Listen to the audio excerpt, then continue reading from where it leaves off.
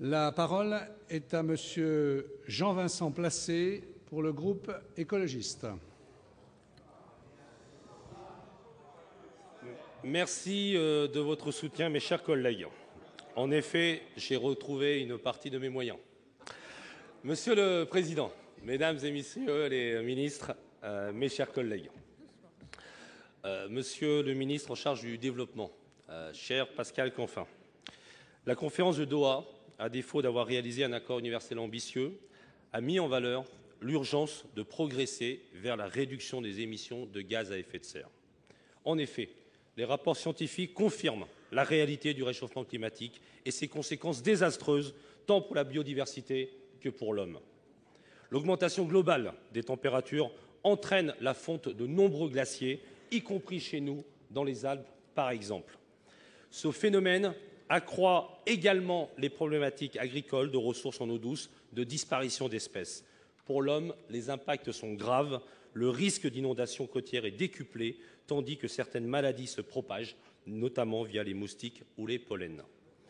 Certaines régions du monde sont particulièrement vulnérables et ne disposent pas des moyens nécessaires pour y faire face. Les pays du Sud représentent en particulier un point central de la problématique du réchauffement climatique. D'une part, la lutte contre les émissions de gaz à effet de serre doit se faire avec tout le monde.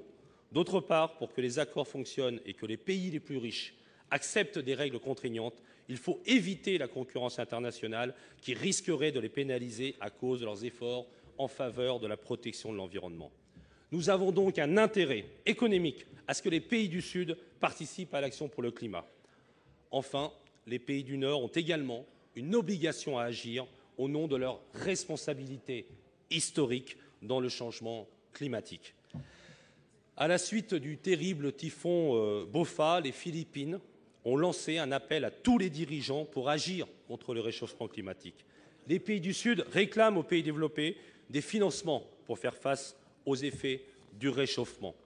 Le président de la République, François Hollande, a proposé que la France accueille la conférence de l'ONU sur le climat en 2015 lors de la conférence environnementale à Paris. Le secrétaire général des Nations Unies, Ban Ki-moon, a quant à lui proposé qu'un sommet précède le grand rendez-vous de 2015. Le groupe écologiste au Sénat se réjouit de ces annonces, mais se pose la question, la France sera-t-elle prête? Si la lutte contre le réchauffement climatique n'a pas de valeur, elle a un coût. Et je conclus par ma question, Monsieur le Président. Je savais que vous étiez impatient, mes chers collègues. Monsieur le ministre, quel financement la France mobilise-t-elle pour la lutte contre le changement climatique actuellement, notamment en faveur des pays du Sud? Comment atteindre les fameux 100 milliards de dollars par an de financement pour le climat en 2020, conformément aux engagements de Copenhague? Merci, Monsieur le ministre. La parole est à Monsieur Pascal Canfin, ministre chargé du Développement. Monsieur le Président, Monsieur le sénateur Jean-Vincent Placé, vous m'interrogez sur les financements en faveur du climat mobilisés par la France, notamment en faveur des pays du Sud.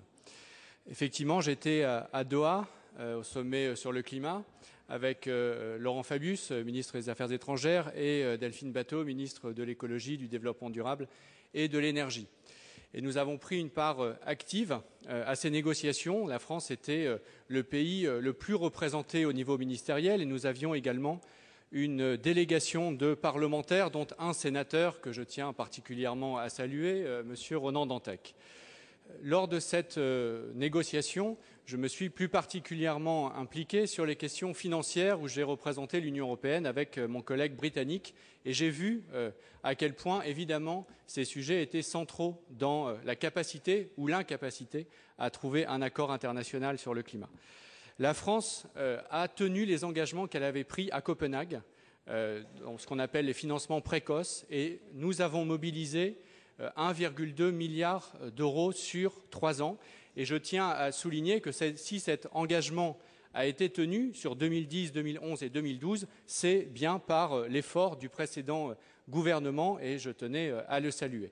Au-delà des engagements passés, nous avons évidemment une responsabilité sur les engagements futurs et notre responsabilité, c'est d'aller bien évidemment au-delà de ce qui a déjà été fait. Nous avons décidé d'affecter en priorité 6 milliards d'euros dans le secteur des énergies, avec comme priorité les énergies renouvelables et l'efficacité énergétique. Ce choix n'était pas fait auparavant. Ce sont des financements qui vont contribuer à la lutte contre le changement climatique. Nous avons décidé d'affecter 10% de la taxe sur les transactions financières françaises au développement, et la moitié de ces 10% viendront abonder ce qu'on appelle le fonds vert qui a été décidé à Copenhague, et donc nous allons augmenter notre financement climat. Par ailleurs, la France est, vous le savez, le pays le plus actif dans la négociation avec ses 10 partenaires européens pour mettre en place une taxe européenne sur les transactions financières et en affecter une partie au développement, dont une partie sera aussi affectée à la mobilisation en matière de financement climat. Donc sur cet agenda international, la France non seulement a respecté ses engagements passés, mais aujourd'hui elle est en pointe. Vous pouvez compter sur nous, mais nous avons aussi besoin de la mobilisation de l'ensemble des parlementaires pour que l'accord de 2015 à Paris soit un succès.